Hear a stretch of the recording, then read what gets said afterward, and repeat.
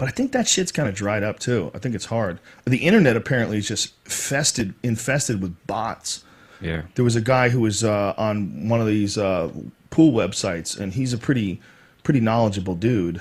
And he was talking about how it's useless to play poker on these websites because they're like, when you get on a website, you might be playing in a room with 5 people, but 2 of them might be bots, and they might be bots set forward by the poker company, and you can't beat them. And they're computer programs they're running. Yeah, that's cheating. They're cheating, yeah. and they're essentially running up the bets and making people bet more money and busting people.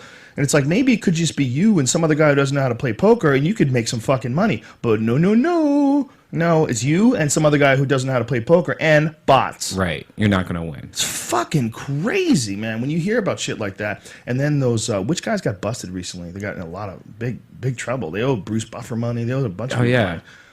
All-Star Poker. What is it? The one that's always on people's backs, right? Yeah, what the fuck is it called? Fuck. Let's do search poker scandal. Full tilt poker. Yeah, apparently these guys they had a bunch of money that they kept there like in a bank. And these motherfuckers just spent it. They ripped off online players to the tune of $444 million. Wow. God damn. Holy shit. That's amazing.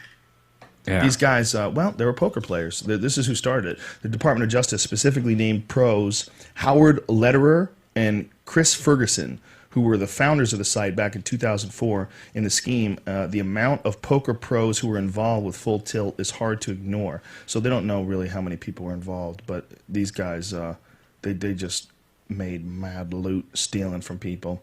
That's that world of the gambler, the pool player, poker player, like the dice player, people. The world of the gambler is just to the core with seedy people. To try to make this legitimate, like what they're trying to do now with all this crazy, professional poker and shit that didn't exist when I was in high school. Mm-hmm. What this is like what they're doing is they're cleaning up degenerates. They're cleaning up degenerates and presenting them to the American public. But these are degenerates.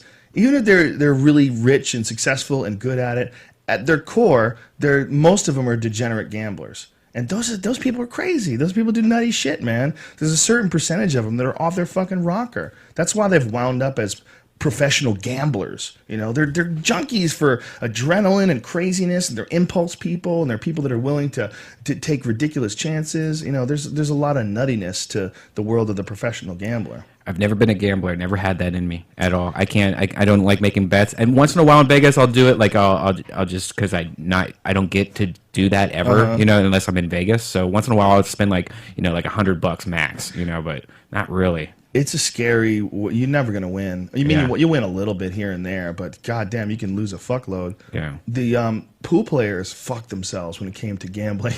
There was only one time that the casino put a line on a pool tournament. It was the U.S. Open. And, when a casino puts a line on a pool tournament, essentially they're saying this guy's the favorite, this guy's the big underdog. And the big underdog was 40 to 1 or whatever the fuck it was Mike Lebrón.